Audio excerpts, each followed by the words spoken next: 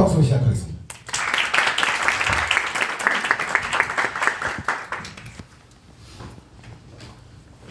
예, 안녕하십니까. 저 선한사업단 김산희 FA입니다.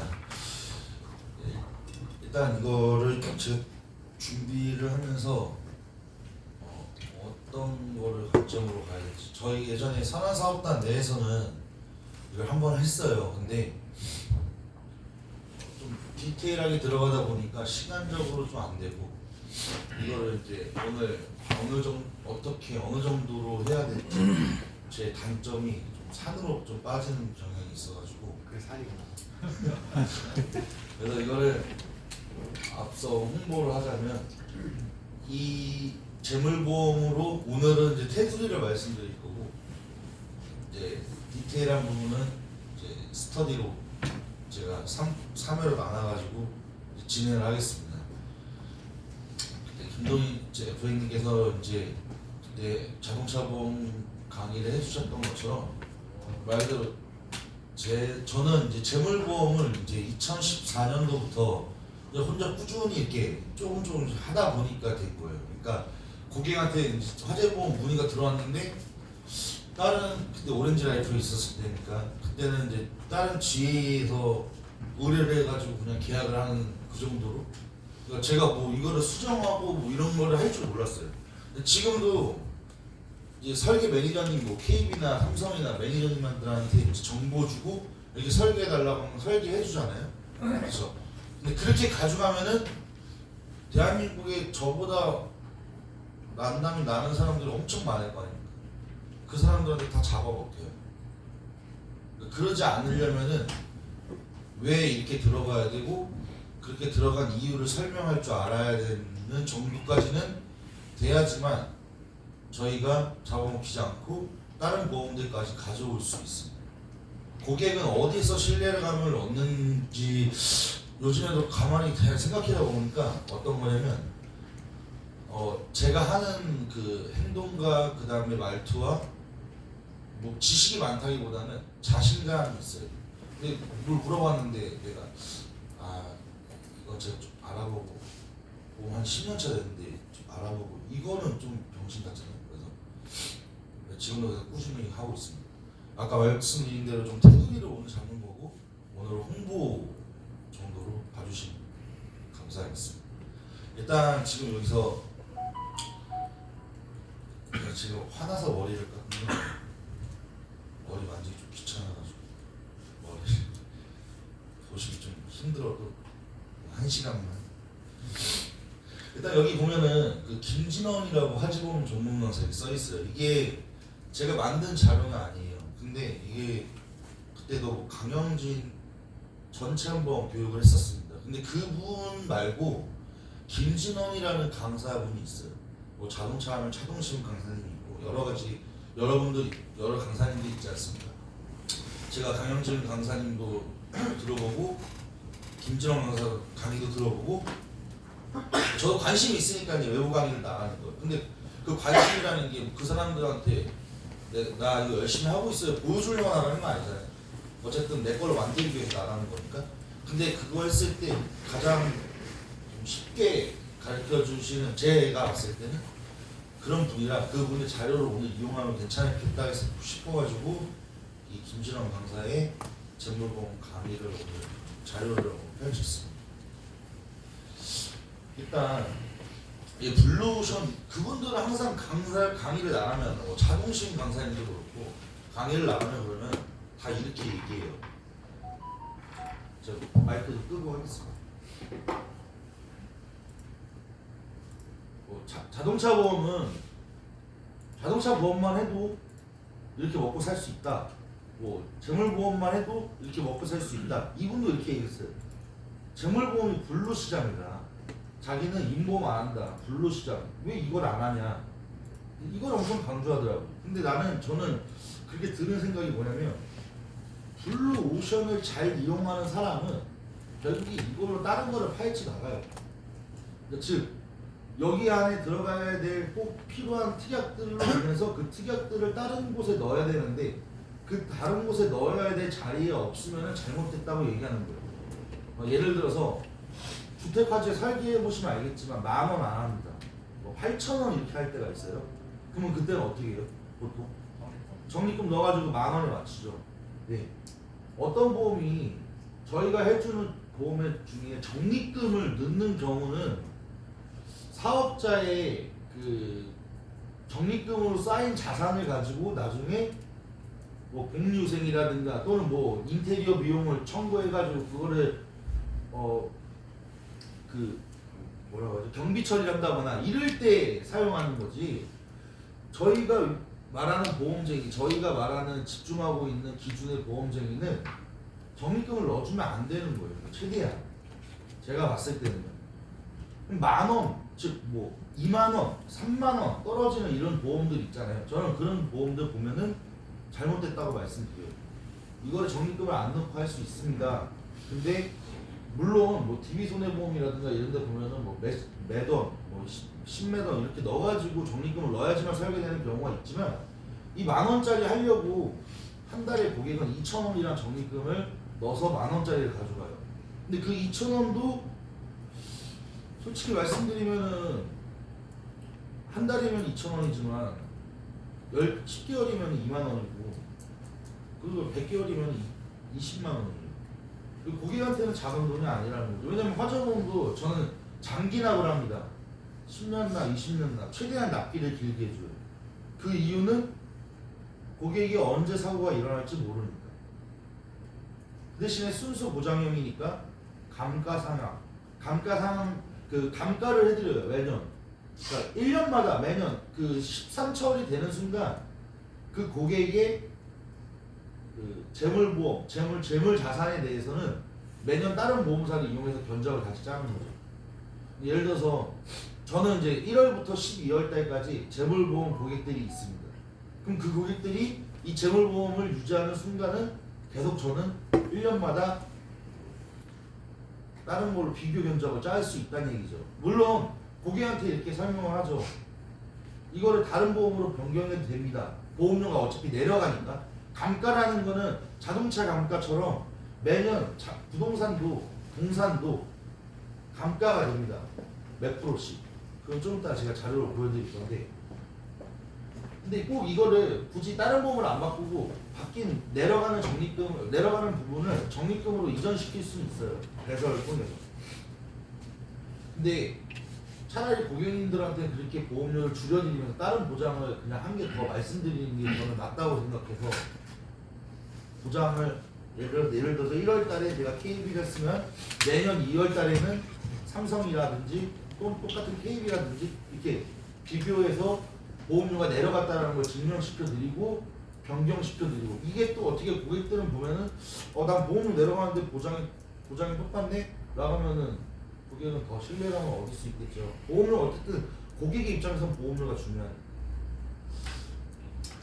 또 산으로 갔는데 산으로 가는 말씀해 주세요. 블루오션 재물보험 이게 말 그대로 재물보험을 해야지만 지금 이 뭐 포화 상태, 보험 포화 상태라고 하는 부분을 뭐 이겨낼 수 있다 뭐 이런 얘기를 많이 해요. 근데 이걸 다시 해석해야 된다는 얘기죠. 제 말은 이거를 이용해서 제가 그 시장을 더 구축해 나가자 이 말입니다. 화재보험 어려울 수 있어요. 어려울 수 있는데 당연히 어렵죠. 저도 14년도부터 했으니까 저 혼자 했어요. 저희 사업단 내에서 메리츠 왜 파냐고 맞으면서 했는데 이게 답은 아니에요. 근데 이걸로 분명히 풀어낼 수는 있습니다. 여기 보시면 뭐 재물보험은 설계만 할 줄 알면 50% 먹고 들어간다. 이건 좀 과장된 얘기고요. 어쨌든 고객한테는 한 가지의 도구로서 우리가 설명할 수 있는 RP로 들어갈 수는 있어요. 제안할 때 보통 어떻게 하세요? 저는 후배들한테 이렇게 얘기해요. 운전자 보험, 그 다음에 뭐 치아 보험, 화재 보험, 뭐 이런 보험들은 저는 이렇게 얘기해요. RP가 어떻게 되냐면 운전하는데 운전자 보험 안 들었다. 왜 운전자 보험 안 드세요? 당연하다듯이 얘기해야 돼. 그러니까 RP 자체가 이거 운전자 보험을 하셔야 됩니다. 이렇게 좀 과장된 표현이지만 병신같이 쫄 필요는 없어요, 진짜로. 운전하는데 당연히 운전자 보험을 들어야지. 내가 집에 살고 있는데 주택 화재 보험을 안 든다? 말이 안 되는 거야. 내 인식 자체부터 바꾸면 돼요. 아니, 바꿔야 돼요. 그러니까 제한을 어떻게 하는 거냐면 그냥 단순하게 가세요. 그냥 집에 산다. 그럼 화재보험 들고, 운전한다. 운전자 보험 들고, 그냥 단순하게 가면 돼요. 여기서 뭐 화재보험은 어떻게 드셨나요? 뭐 누구한테 드셨나요? 이런 제한 방법은 없어요. 그냥 내가 봤을 때 이 사람이 집에 살고 있다. 이게 뭐 전세든 월세든, 자동차는 자기가 운전하는 차 아니면 운전자 보험 안 들잖아요. 근데 화재보험은 내가 이 주택에서 월세든 전세든 상관없어요. 자가든 무조건 들어야 돼요. 왜냐면은 예전에 뭐 이런 대형가 호텔 사고 뭐 이런 되게 큰 화재 사건들이 있었습니다. 그래서 옛날에 나라에서는 2009년 8월 이전에는 실화법이 개정되기 전에는 내가 가지고 있는 내 재산적인 피해 공간에 있을 때 그 공간에 발생된 불이 경증이다 라고 하면 나라에서 보상을 해줬어요. 근데 실화법이라는 게 개정이 됨으로 인해서 내가 살고 있는 집, 내가 소유 관리하고 있는 공간에서 발생된 피해에 대한 부분은 다 내가 배상해줘야 돼요. 보상과 배상의 차이점을 아시죠? 다 아실 거예요. 배상은 내가 상대방 물어주는 거고, 보상은 내가 보상받는 거예요. 이 보상과 배상을 다 알게 되면은 자동차 보험도 그렇게 어려운 부분은 아니에요. 맞죠? 화재 보험도 똑같아요. 건물 손해, 가재 손해, 뭐 집기 손해, 동산 손해, 이건 내가 보상받는 비용인 거고, 화재 배상, 시설 소유자 관리 배상, 급 배수 배상, 다 말 그대로 배상이에요. 그러니까 내가 배상받는 거예요. 급 배수는 내가 보상받는 거고, 일상생활 배상 책임 특약, 이거는 다 알고 계신다는 전제로 그냥 넘어가겠습니다. 그런 거 보셨을 거예요. 사업장 운영하는 사람들 보면은 MU로 시작하는 의무번호 같은 게 있어요. 그게 뭐냐면 다중이용업소라든가 재난배상이라든가 이런 게 있어요. 그건 그 크기마다 또는 업종마다 이게 가입을 꼭 해야 돼요. 안 하면은 과태료가 나와요. 엘리베이터 뭐 바뀐 것처럼. MU 그 사람이 운영하고 있는 사업장 내에 근처 소방서에 전화를 하면은 MU 번호 알려줍니다. 사업자 번호만 알려줘요. 꼭 그 사장님이 확인할 필요 없어요. 제가 사업자 번호만 알고 있어도 그 구역 내에 소방서에 전화하면은 알려줘요. 재난배상은 이제 보건소나 뭐 구청이라든가 이런 전화하면 됩니다. 여기 실화법, 여기 2007년 8월 30일에 실화법이 나오기 시작했어요. 그 다음에 이제 위헌, 2009년 5월 8일부터 시행한다. 실합 책임에 관한 법률이 시행한다라고 써 있어요.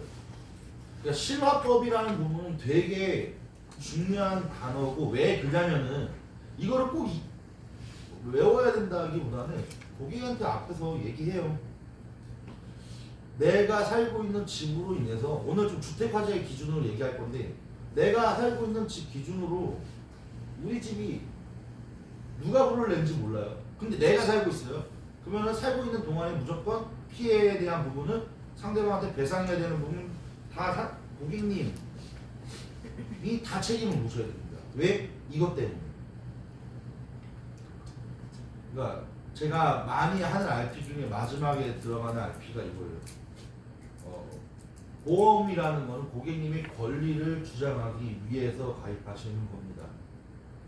내가 보상받기 위해서 가입하시는 겁니다. 이것도 맞지만 고객님의 보상에 대한 권리를 확정짓기 위해서 가입하시는 겁니다. 내가 가입한 주택 화재로 인해서 밑집, 아랫집, 옆에 집, 앞에 집, 뒷집 다 포함해서 10억 원 한도 내에서 20억 한도 내에서 보상을 해줍니다. 근데 만약에 이런 게 있어요. 내가 가지고 있는 이 지금 주택이 작아요. 건물이. 근데 1층에 누굴 전세를 줬어요. 또는 지금 내가 살고 있는 집을 전세를 주고 내가 다른 데 살고 있어요. 나 전세인데 전세 준 건데 이거 내가 가입해야 돼? 건물주도 뭐 이렇게 얘기 많이 하잖아요. 그게 무슨 말이냐면 건물주로 가입해야 되고 거기 안에는 세대주, 임차인도 가입을 따로 해야 돼요. 안 하면은 문제가 생겨요. 왜냐면 건물주가 가입하는 거는 건물에 대한 전체에 대한 부분인 거고 세입자는 뭘 보상을 하는 거냐면 안에 가재도구라든가 그 평수에 따른 화재 손해에 대한 부분이라든가 내가 계단하고 이런 것들을 가입한 게 아니잖아요. 내가 실제 살고 있는 그 실제 평수에 대한 부분하고 거기 안에 있는 가재도구하고 이런 뭐 명기 도구라든가 명기 물품이라든가 이런 것들을 가입하는 거지. 좀 어렵지. 집 안에 우리가 살고 있는 집을 생각해봐요. 거기 안에 있는 집 내가 발로 밟아 다니면서 돌아다닐 수 있는 그 부분만 가입하는 거예요. 세입자는, 임차인, 임대인은 거기를 가입할 필요 없어요. 건물 전체에 대한 부분을 가입하는 거예요. 그럼 보상하는 범위가 다른 거예요. 그러니까. 근데 만약에 내가 이거를 세입자가 우리 전체 다 보험 들어가져 있어. 나는 보험 필요 없어. 이거는 뭐냐면 지금 고객님이 살고 있는 평수에 대한 부분에 발생된 피해는 고객님이 묻셔야 돼요. 만약에 이거 다 복구하지 못하고 나간다. 이거는 민사적으로 문제가 되죠. 나중에 복구 다시 하고 나서 전세 가야 돼. 안 하면 이거 그 임대인이 이 사람한테 임차인한테 뭐 피해 보상을 민원을 넣거나 해도 무조건 이걸 안 하면은 결과적으로 나중에 이제 법적으로 문제가 됩니다.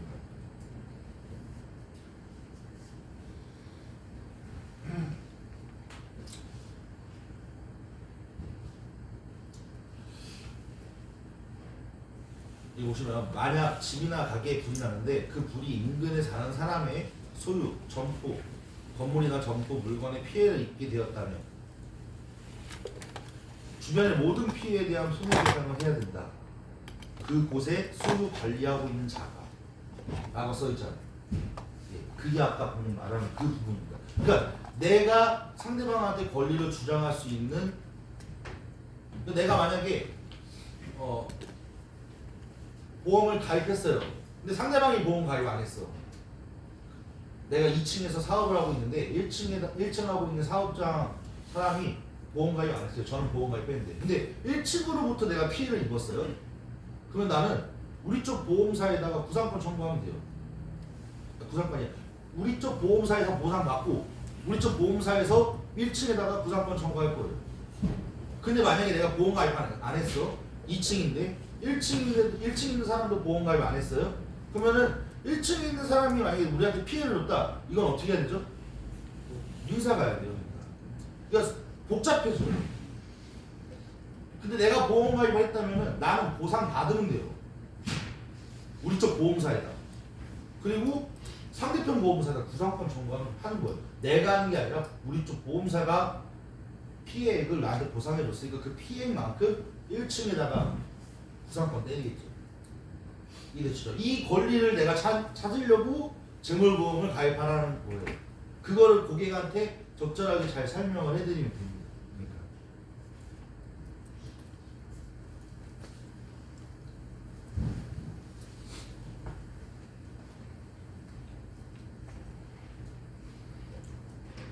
다중이용업소는 말 그대로 다중이용이에요. 그러니까 즉 음식점 1층인데 30평이 넘어가는 음식점 이런 데 보면은 무조건 MU 번호가 사업자 그 화재보험에 들어가야 됩니다. 다중이용업소만 1년에 한 번만 낼 수 있는 보험이 일반 보험이 있어요. 일시납보험이 한 번만 내는 거예요. 1년에 한 번. 근데 이거는 말 그대로 내가 자동차 보험처럼 책임보험을 가입하는 경우하고 똑같다고 보시면 돼요. 내 가재도구나 내 집기나 아래에서 파는 뭐 동산에 대한 부분 이런 것들은 보상받는 게 아닙니다. 내가 상대방한테 배상해야 되는 부분만 가입한 거예요. 그러니까 이거는 일부 보험이죠. 그러니까 전체 보험이 아니에요. 그러니까 이것만 가입하시면 절대 안 돼요. 근데 이거를 가입 안 하면 과태료가 나옵니다. 많이 이용하는 다중 이용하는 업소를 그냥 다중 이용 업소라고 얘기하는 거예요. 뭐 재난배상에 대한 부분을 뭐 가입 안 했다. 과태료는 최대 300만 원까지 뭐 이렇게 나온다. 뭐 이거 다 외우실 필요는 없죠.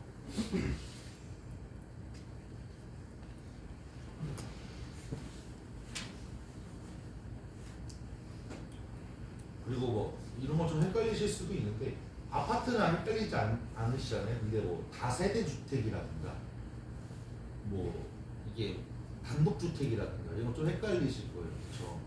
근데 그렇게 할 때 제가 처음에 고객한테 나 화재보험 좀 해줘라고 했을 때 어떤 거를 여쭤보냐면요.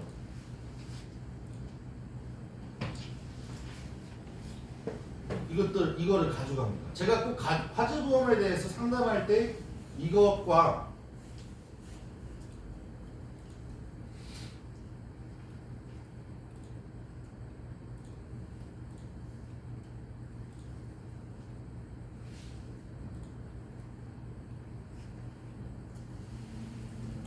그렇다 보여드릴게요. 여기 보시면 일반 물건 화재보험 가입 신청서라고 돼 있어요. 여기 보시면 사무명 할 수 있게 돼 있죠. 사업자 번호, 주민번호, 주소, 연락처. 이거는 그냥 가장 기본적인 FAQ예요. 근데 밑에 보시면 소재지 주소. 그러니까 주택 물건하고 일반 그냥 말 그대로 뭐 옷가게, 음식점 이런 데는 다 이거 가지고 가는 거예요. 근데 만약 창고업자다. 창고업을 하시는 대표분이시고 법인이시다. 그럼 창고 물건 이거 체크리스트 가져가는 거예요. 공장이다. 공장 물건 이거 가져가시면 돼요. 여기에 어떤 집기 시설은 얼마가 있고 집기는 얼마가 있고 이런 것들을 여기서 보고 고객한테 여쭤보고 재무제표 받아오고 그러면서 이제 고객하고 대화로 FF 받아오는 겁니다. 오늘은 일반까지만 한다고 했으니까 공장하고 창고는 좀 디테일하게 들어가야 돼요. 공정 과정이라든가 이런 좀 써야 되는 부분이 있는데 이건 나중에 제가 따로 하겠습니다. 일단 일반 물건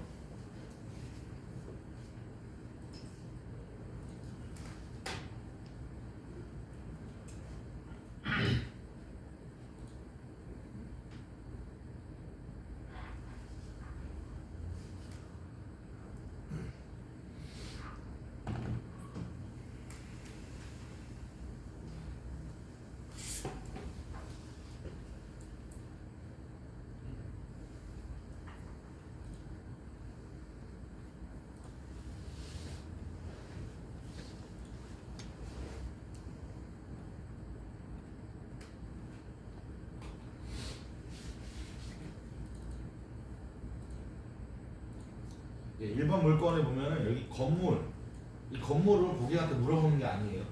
왜냐면은 고객한테는 평수만 물어보는 거예요. 평수. 지금 이거 실제 사용하고 있는 또는 계약사상의 평수가 어떻게 되세요? 평수를 작게 내시면 안 돼요. 40평인데 보험료 줄이려고 30평만 넣으면 안 돼요.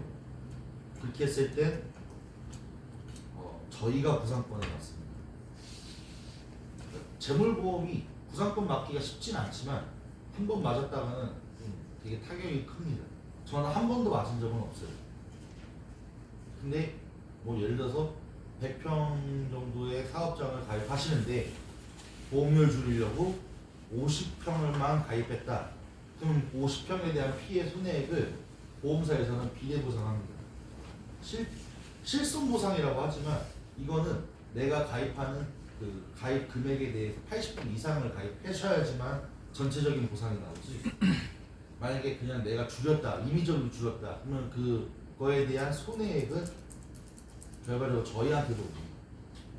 그러니까 건물에 대한 부분은 어렵게 생각하실 필요 없어요. 이 건물 자동 계산이라고 해서 아까 제가 감가라는 부분을 얘기했죠. 처음에 1년에 한 번씩 감액을 하면서 내가 보험을 변경해 드리는 거예요. 근데 기준이라는 게 있을 거 아니에요. 기준이라는 게 있어야 되는데 그 기준이 뭐냐면 이거예요. 1급 건물인지 2급 건물인지 3급 건물인지에 따라서 1급 건물이다. 그러면 1급 건물을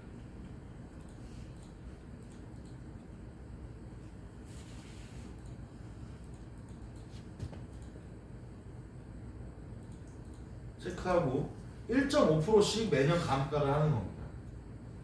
그리고 밑에 평수를 넣는 거예요. 뭐 예를 들어서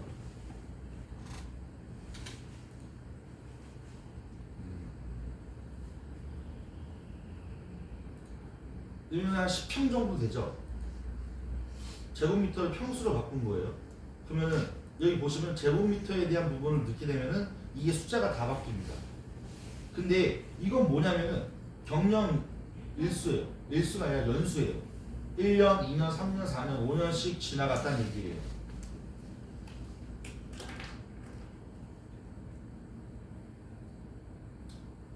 그러면 이거를 건축물 대장을 볼 줄 알아야 될 거 아니에요. 건축물 대장.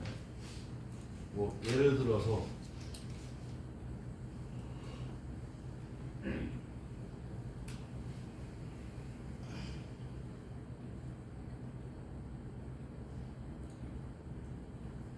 살고 있는 집 주소를 치잖아요. 여기에 일반 건축물 뜨고 옆에 이걸 누르면 단독주택 외 주용도가 이렇게 써 있어요. 이걸 이제 민원을 담습니다.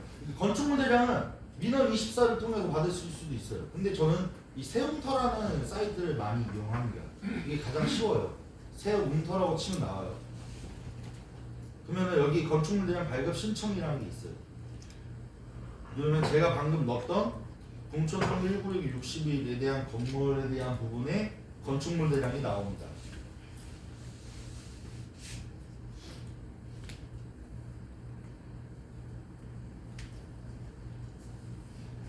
이게 건축물 대장이에요.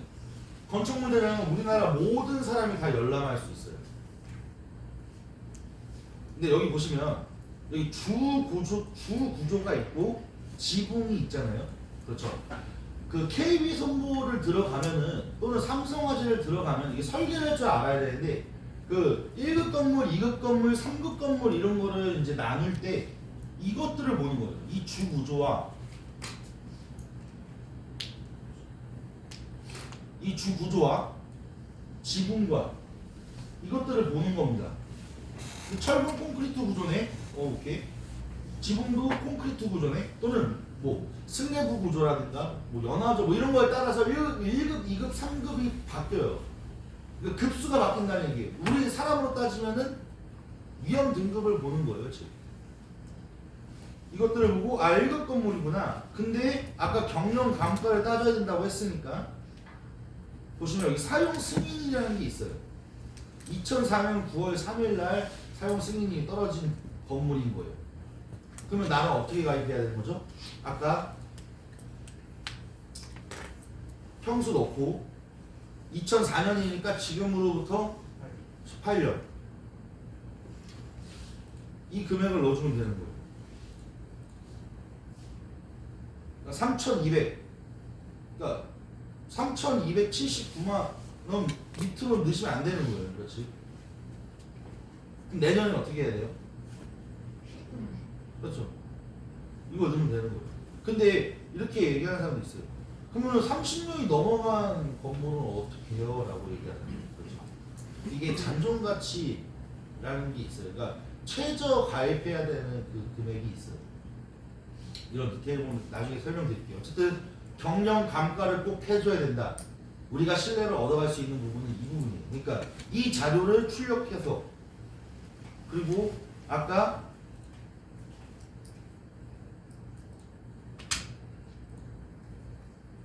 이 자료를 출력해서 가지고 가는 거예요. 건축물 대장을. 이 세 장이 세팅이 되는 거예요. 그 세팅을 가지고 고객한테 가는 거죠. 물론 이제 FF까지 받았으면은 그 분의 평수까지만 물어보고 일단은 내가 임의적으로 가입 설계서를 뽑아서 같이 갈 수도 있겠죠. 어쨌든 네 가지가 세팅이 되고 그거를 파일처에 넣어서 가는 거죠. 그러면은 생각해 보세요. 어떤 고객이 화재보험 10,000원짜리 하나 보던 가입하려고 내가 의뢰를 했는데 어떤 설계사는 이거 이렇게 가입하면 되고 그냥 모바일 보내는 사람이 있는 반면에 직접 가서 이런 거 FF도 받고 경영 감가에 대한 부분도 설명해 드리고 그 다음에 건축물 대장도 확인해 가지고 이렇게 가입하셔야 되는 것도 분명히 알려드리고 그래서 이렇게 짜왔는데 건물 가재 그 안에 있는 집기 도구라든가 동산에 대한 부분이 다시 한번 체크하는 FC한테 가입을 하시겠습니까? 아니면은 그냥 이거 화재보험 10,000원이면 되니까 이거 가입하면 되라고 하는 그런 FC한테 가입을 하시겠습니까? 당연히 전자겠죠. 그러니까 좀 디테일해져야 돼요. 이런 부분에 있어서는. 근데 제가 이렇게 영업이 업적이 올라온 이유도 이게 좀 디테일해지면서 올라온 거예요. 고객은 이런 거에서 저희한테 감동을 느끼는 거지 저희가 뭐 선물 준다고 감동을 느끼는 게 아니거든요. 어쨌든 그러니까 무조건 이거를 세팅해서 간다라는 게 가장 기본적인 조건이에요. 공장 물건이든 일반 물건이든 주택 화재들은 다 자료는 다 드리겠습니다. 근데 다 드려도 안 하더라고. 안 하더라고.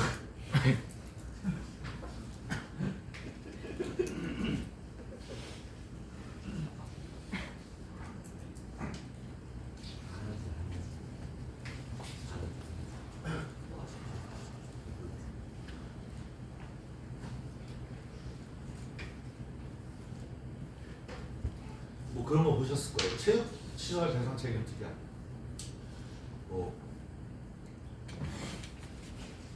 전문인 배상 책임 특약. 이런 배상 책임 특약 엄청 많아요. 근데 그거 일반 보험에서 가입해야 되는 담보예요. 즉, 뭐 예를 들어서 방금 말한 것처럼 체육 배상 책임 특약이 있어요. 체육인 뭐 배상 책임 특약. 다른 보험을 다 들었는데 내가 체육인 사업장을 운영하고 있어요. 근데 이거 체육인 배상 전문 배상 책임 특약을 가입하지 않으면은 방금 말한 이런 부분에 있어서 배상이 나가지 않아요. 그러니까 일반 보험은 가입하는 게 아니다 이렇게 생각하시면 안 돼요.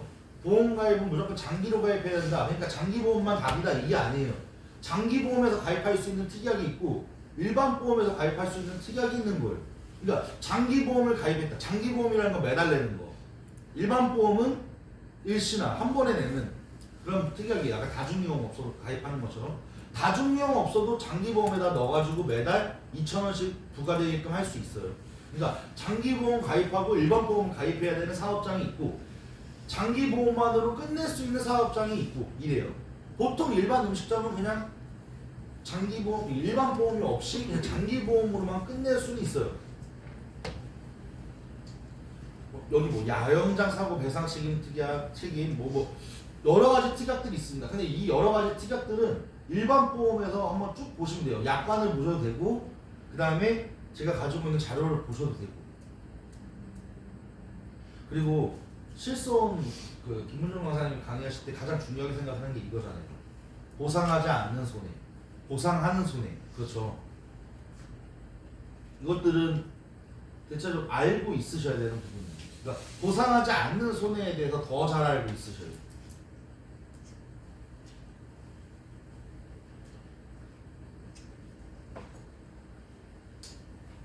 의무보험, 임의보험 뜻은 아시죠? 의무는 무조건 과태료를 발생시킬 수 있는 게 의무보험, 임의보험. 그러니까 가입하지 않아도 보상이 문제는 안 되지만 나중에 이게 의무보험을 바뀔 수도 있는 거고 그런 부분이에요. 그러니까 뭐 그런 거 보셨을 거예요. 군의 폭발에 대한 담보, 그 건물에 대한 화재 배상, 화재 그 손해에 대한 부분에서 옆에 보면은 뭐 붕괴 침강이라든가 항공기 차량 손해라든가 이런 특약이 있잖아요. 저는 근데 군의 폭발 아니면 붕괴 침강은 무조건 넣어주는 편이에요. 왜냐면 이거는 전손이에요. 전손. 자동차로 치면 붕괴 침강이 됐다는 얘기인데 모든 재산이 다 없어진다는 얘기잖아요. 그렇죠? 근데 항공기 차량으로 인한 피해 손해는 말 그대로 항공기라든가 차량으로 인해서 나올 수 있는 손해인 거지. 그래서 이 특약들은 넣지 않습니다. 근데 고객한테 말을 해주죠. 그 다음에 폭발이 일어날 수 있는 그런 위험한 부분에 있어서는 그 분해 폭발에 대한 그 부가적인 특약들을 넣어주는 편인 거고.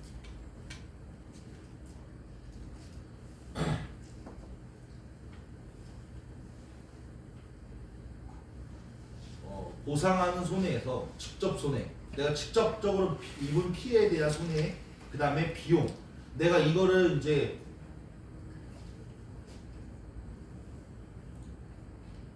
말 그대로 이 건물에 대한 피해를 입음으로 인해서 내가 들어갈 수 있는 비용 있잖아요. 그런 비용들을 청구할 수 있어요. 그다음에 잔존물 제거 비용. 그러니까 지금 화재가 났어요. 화재보험 드는 이유가 꼭 불 때문이라고 생각하는 사람들이 많죠.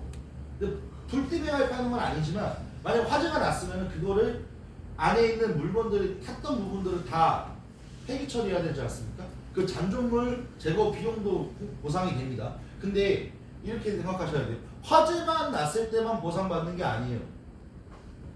불 끄면은 2층에 내가 1층에서 사업을 하고 있는 사람인데 2층에 불이 났어요. 우리는 화재적으로 피해가 없어요. 그 대신에 소방관이 물을 뿌리면은 불을 진압하려고 물을 뿌리면은 1층에도 무조건 피해를 줄 수밖에 없습니다. 이게 수침손이라는 단어거든요. 어쨌든 이 피해에 대한 것도 보상을 받을 수 있는 거예요. 연기로 인한 그 꼭 내가 화재적으로 문제가 안 되더라도 화재보험을 가입했다라는 얘기는 잘 가입했다는 얘기는 그런 것들을 다 보상받을 수 있다는 얘기죠. 여기에 대한 부분 다 써 있습니다. 특별 약관에 냉동 창고 그런 거 보셨을 거예요. 사업자 그 화재보험 보시고요. 그다음에 분할 폭발 뭐 이런 거 있어 아까 말했죠. 그다음에 스프링클러 손해, 유리 위험 손해, 뭐 전기 위험 손해 이렇게 돼 있죠. 전기 위험은 내가 이렇게 생각하시면 돼. 내가 이게 건물주다. 그 건물에 가입하는 거다. 그럼 건물에다가 넣으시면 되는 거고. 내가 만약에 전기 위험이라는 게 가입을 설계할 때 보면 위에 넣을 수도 있고 밑에 넣을 수도 있어요. 임차인이라면 밑에 넣으시면 되는 거예요. 이거 나중에 제가 설계하는 거 보여드리면서 알려드릴게요. 뭐 이런 손해에 대한 담보들이 있습니다.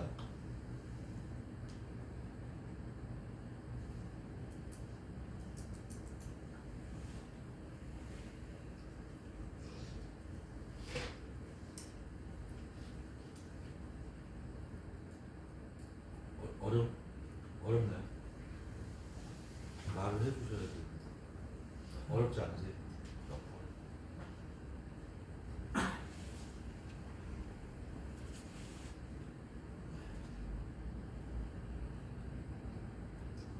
테두리만 설명을 드리려고 하니까. 그리고 화재보험 아까 제가 뭐 세팅하라고 했죠? 첫 번째 건축물 대장, 두 번째 아까 체크리스트, 세 번째 건물 경영 감가에 대한 부분을 갈 수 있는 엑셀 파일, 네 번째 플러스 가입 설계까지. 이것만 가지고 가더라도 거의 밥 먹고 들어가는 거예요.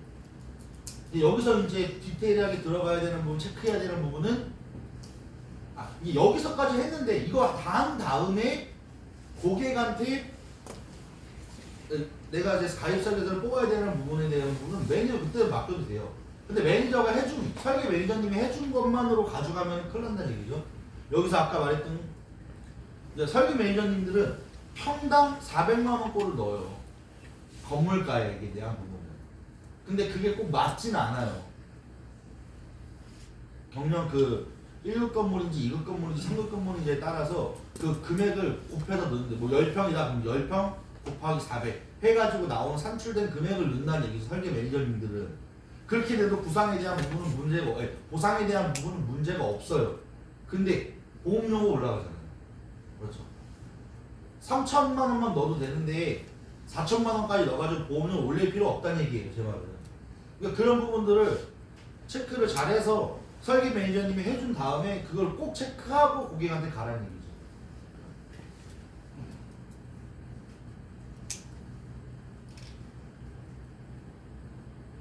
그래서 건물은 고객한테 물어보시는 게 아니에요. 가입 금액을 물어보시면 안 돼요. 평수만 물어보시는 거예요. 그 다음에 아까 그거 체크리스트, 그 경영 감가랑 건축물 대장을 보고 여기다가 가입 금액을 쓰셔가지고 이거를 작성한 다음에 설계 매니저님한테 보내면 돼요. 이해되시죠? 시설은 뭐죠? 네? 네, 그러니까 인테리어, 그러니까 즉, 그러니까 이렇게 생각하셔야 돼요. 이런 가림막 내가 평소에 많이 움직이나요? 아니죠. 이런 것들을 시설로 포함해도 돼요. 그러니까 좀 애매하잖아요. 만약에 예를 들어서 집기랑 이런 가림막이라든가 즉 내가 결과적으로 뭔가를 설치하기 위한 뭔가를 놓기 위한 그런 뭐 선반이라든가 뭐 이런 것들은 다 그냥 시설로 명기해도 돼요. 단 명기 내가 써야 된다는 얘기예요. 고객한테 그 알릴 의무처럼 우리가 알려야 된다 이거죠. 고객 그 가입 설계서에다가 그 보험사에다가 나 이거 분명히 명기했어. 그러니까 즉 내가 이거를 집기로 넣지 않고 시설로 넣었어요. 그러면 이 금액에 대한 부분을 이거에 대한 부분을 시설로 포함함이라는 거를 명기해야 돼요.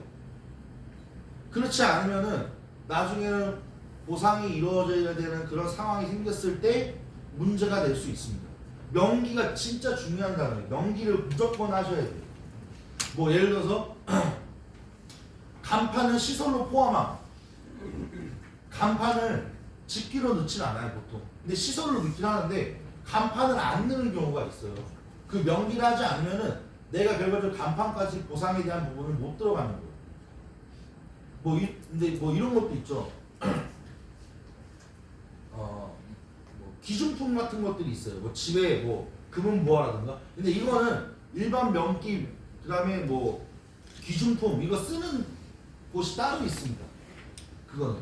근데 제가 말한 명기는 그 알릴 의무처럼 옆에 쓸 수 있는 그 가입 설계서 상에 쓸 수 있는 곳이 있어요.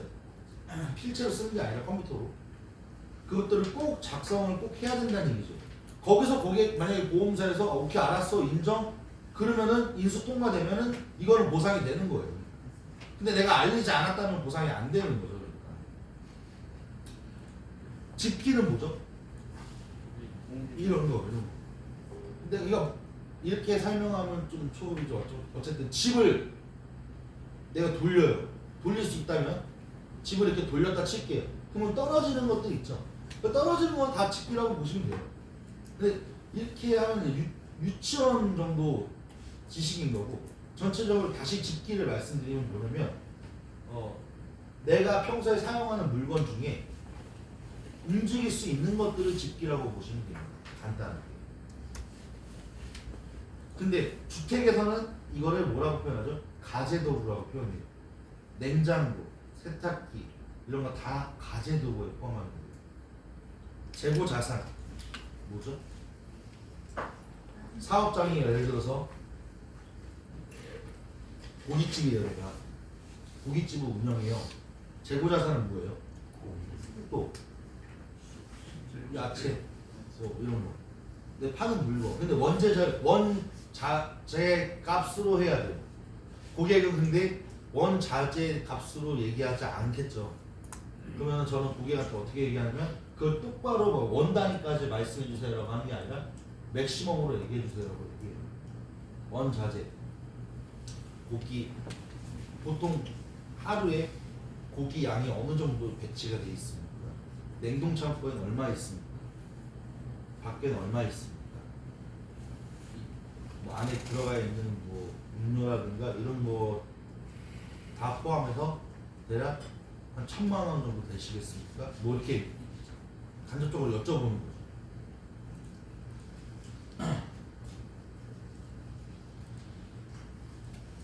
그다음에 좀 중요하니까 이거 먼저 말할게요. 그 시설 소유자 배상이라는 부분이 있어요.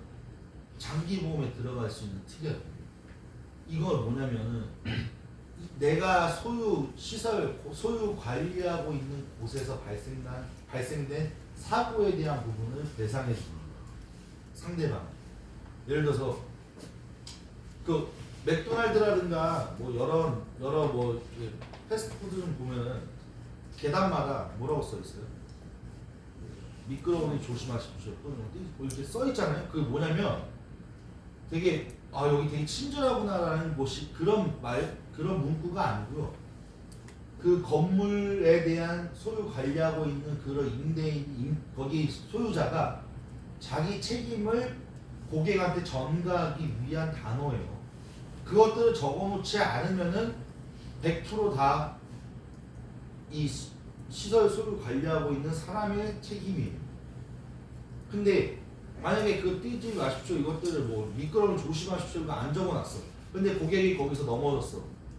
내 사업장 내에서. 그러면은 이 시설 소유자 관리 대상으로 처리하면 되는 거예요. 자기 부담금은 있습니다. 자기 부담금이라는 건 내가 어느 사건이 발생했을 때 그것을 처리하기 위한 최소한의 부담금인 거예요. 그러니까 그걸 내면은 뭐 예를 들어서 100만 원이 나왔다. 치료비가 상대방이 넘어졌는데 그럼 내 10만 원 내고 나머지는 보험사에서는 다 보상을 해주는 거예요. 근데 실질적으로 내가 보상을 많이 해줄 때 제일 많이 해주고 화재로 인해서 발생된 피해보다는 이게 훨씬 더 많아요. 시설 소유자 관리 회사. 근데 내가 병원을 얘기할게요. 근데 시설 소유자 관리 배상 있다고 해서 안에 있는 간호사들이라든가 뭐 여러 분들이 거기 있는 종사하고 있는 사람들이 뭐 고객을 이렇게 환자를 옮기다가 다치는 거 이건 시설 소유자가 아니에요. 이거는 전문의 배상 책임 특약이 있어야 되는 거예요. 그러니까 그런 보상하지 않는 손해, 보상하는 손해에 대한 부분이 좀 디테일하게 들어가는 부분들이 아까 말했던 그런 특약들이 있습니다. 꼭 있어야 되는 특약이 있어요. 업종에 따라서 음식점이냐 또는 뭐 찜질방이냐 미용실이냐 여러 가지 그거에 따라서 들어가야 꼭 필수 특약들이 있습니다. 그거 제가 또 자료가 있으니까 그것도 요청하시면 드리겠습니다.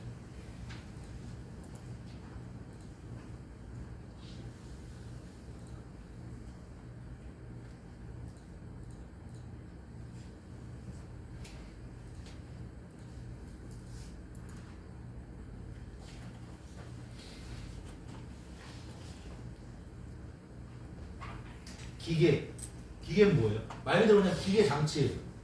내가 여기 보시면 물리량을 변형하거나 전달하는 유용한 장치 뭐 이렇게 써 있잖아요. 그러니까 공장에 보면은 이제 뭐 계속 뭘 생산하기 위해서 만드는 그 기계들 있죠. 그게 다 기계라고 보시면 돼요. 그 공정 과정에 들어가는 물건들이 아니라 공정 과정에 들어가는 여러 장치들을 다 기계라고 보시면 됩니다.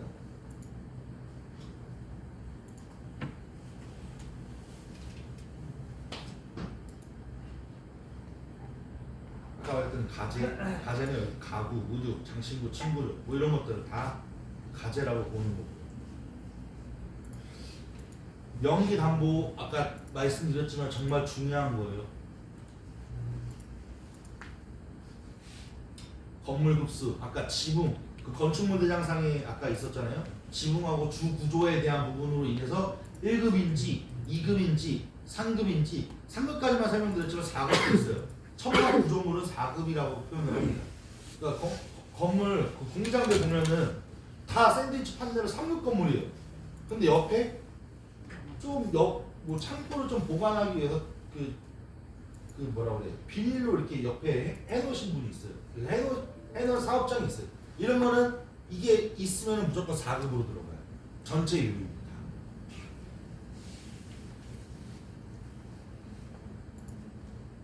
아까 말했듯이 건축물 대장에 대해서 철근 콘크리트, 뭐 평 슬라브 뭐 이런 것들을 보고 건물을 평가합니다. 그리고 아까 급수 평가, 사용 승인일에 대한 부분을 보고 경영 감가를 꼭 체크를 해야 됩니다. 1급 건물들은 이런 것들이에요. 철근 콘크리트로 웬만한 아파트는 다 A급이라고 보시면 돼요. 2급은 이거 어디서 보셨어요? 공업단지 가면 다 보잖아요. 그렇죠? 근데 보통은 다 판넬, 샌드위치 판넬로 되어 있기 때문에 보통 다 2급이 아니라 3급으로 많이 들어갑니다. 그러니까 1급 접하는 경우가 보통 1급 아니면 3급이 많으실 거예요.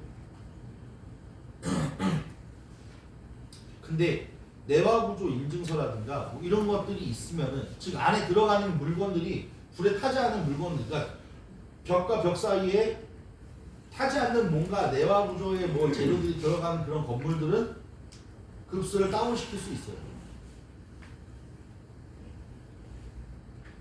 사극 건물들 이런 거예요. 목재라든가 뭐 이런 것들. 아까 제가 말했던 부분이 이거예요. 이것들 분명히 보셨을 거예요. 창고를 사용하기 위해서 내가 또 건축물을 또 지을 수는 없으니까 옆에다 이게 천막으로 이렇게 해놓은 거죠. 그러면 전체가 다 사극으로 바뀐다는 거예요.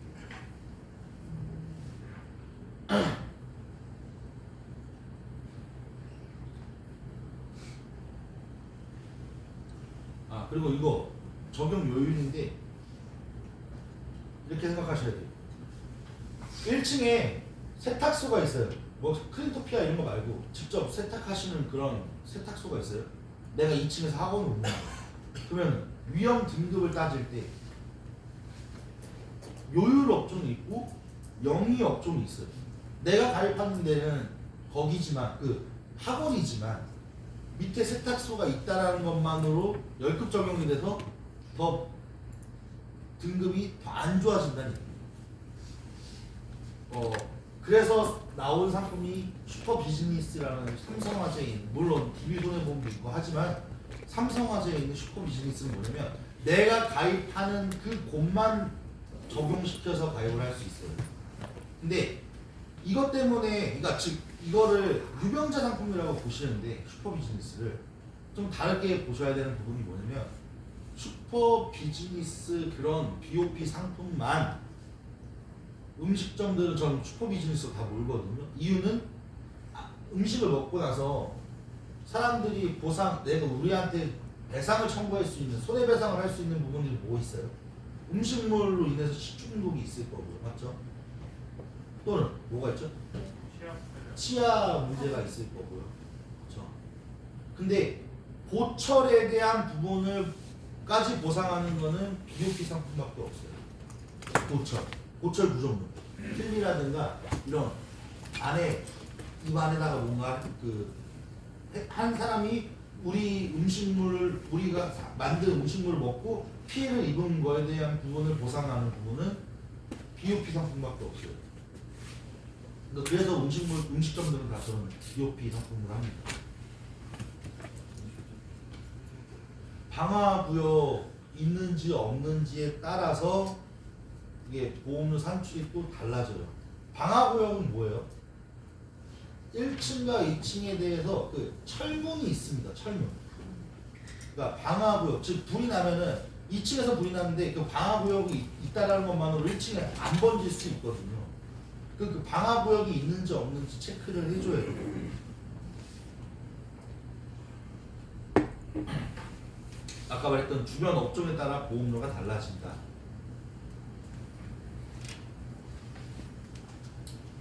노래방도 일반 노래 연습실이 있고요. 단란주점이 있고요. 유흥주점이 있어요. 단란주점과 유흥주점의 차이점은 술을 판매하냐, 또 거기 종사하는 여점 보험이분이 있냐 없냐 이런 차이점.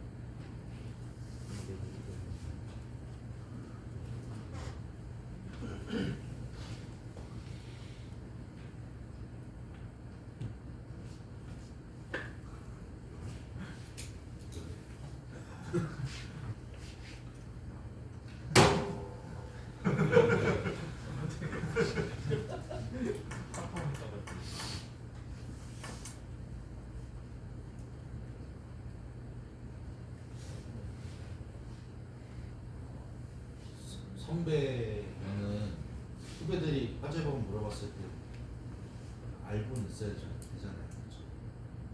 저희 본부장님 제일 싫어하는 게 쪽팔린 거.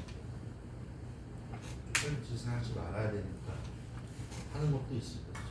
계약을 위해서도 있지만 이런 것들은 통지 의무, 고지 의무 이런 부분들은 솔직히 다 알고 있는 분야예요. 고지 위반하면 문제 되는 거고.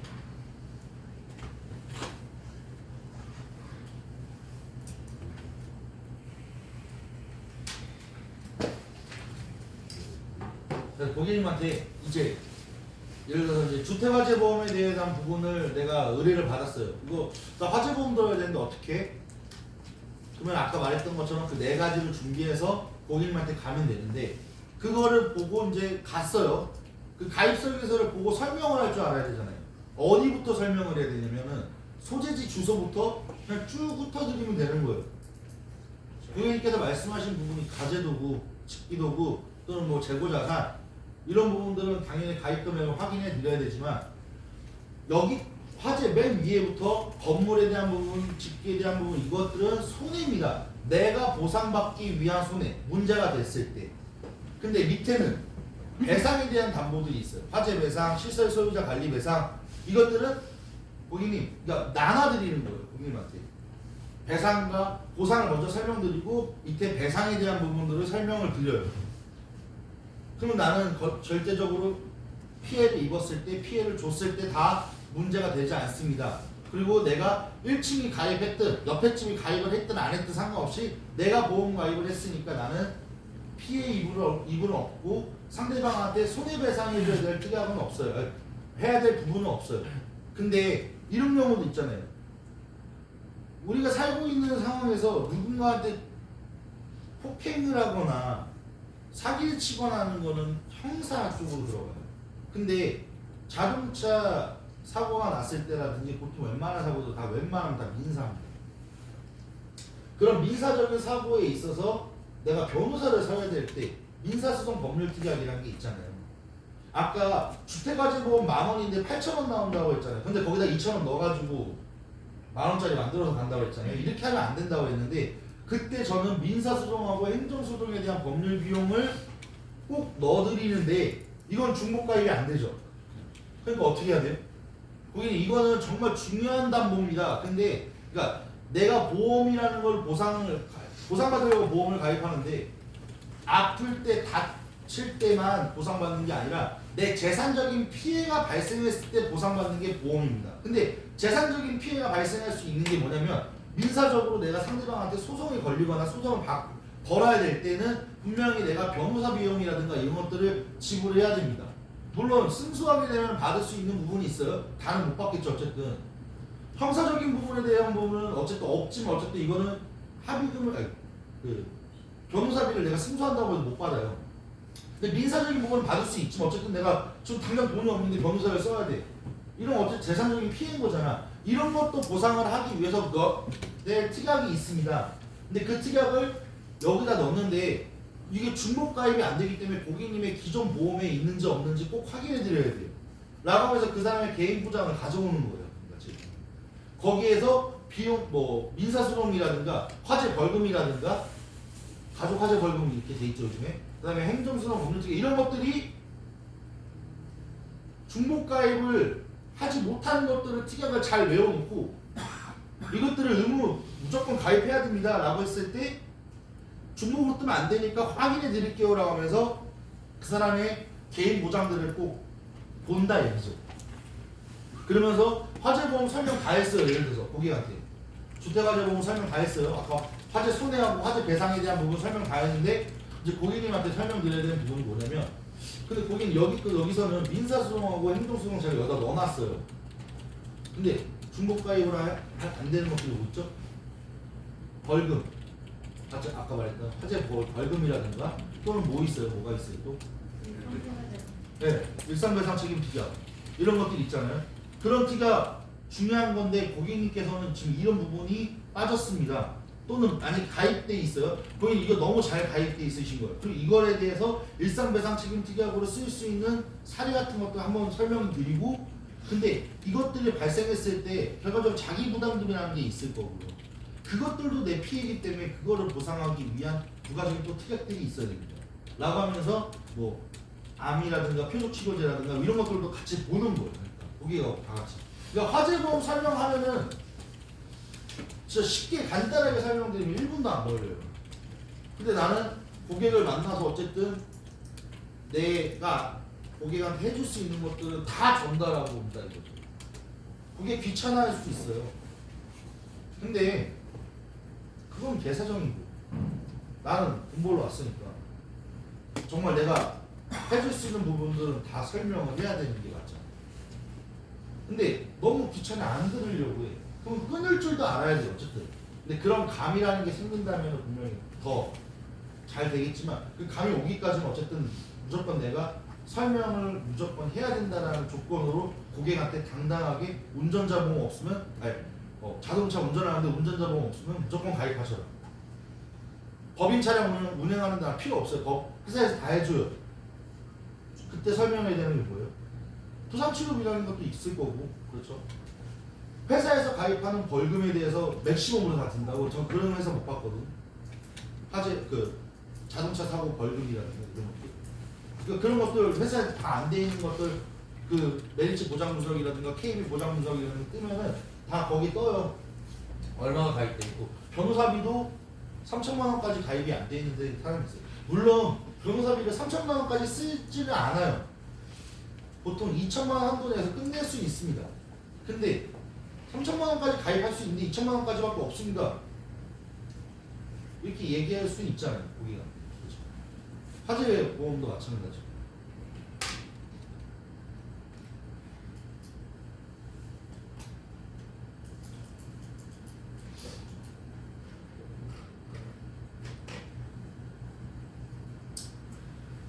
좀 이게 화재보험이라는 거는 디테일하게 들어가면은 운전자 보험보다 좀 빡세요. 치아 보험보다 좀 빡세요. 자동차 보험 좀 비슷하다고. 자동차 보험도 막 대리 운전기사 특약도 있고 되게 많잖아요. 똑같다고 보시면 돼요. 그래서 저는 자동차 외부 강의하고 재물보험 외부 강의는 꼭 나가요. 그래서 돈을 지불해서 돈 없으면 지점장님들한테 해달라고 하세요. 지점장님 해주실 거예요. 욕 먹으면서.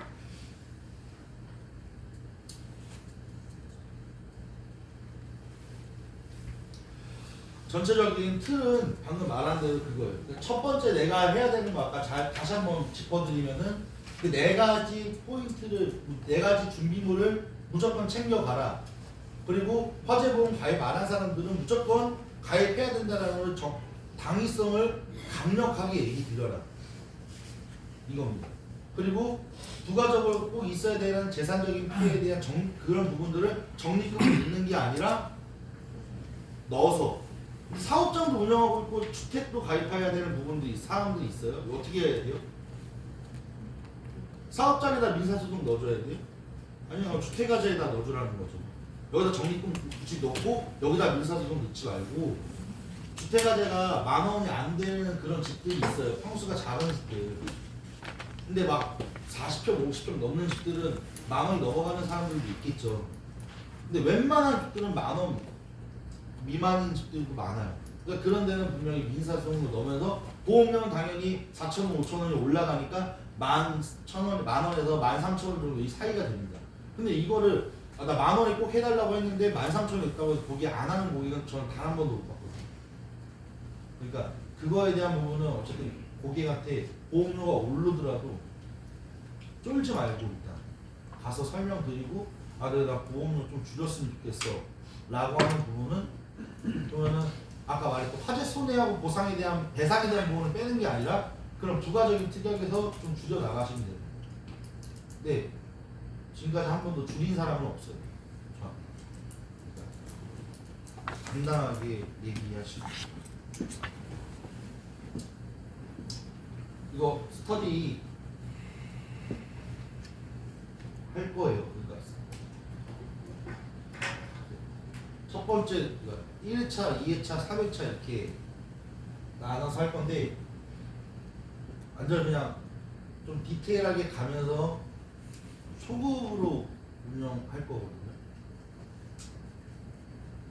수빈 FA가 떠는 약관으로 이렇게 스터디 하는 것처럼 저는 재물보험으로 이렇게 스터디를 할 겁니다. 최대한 선배들은 들어오지 마시고 신입분들로 오시고 왜냐면은 지겨우실 수 있어요. 들었던 얘기 다. 그래서 근데 신입들은 들어오셔야 돼요. 안 들어온다.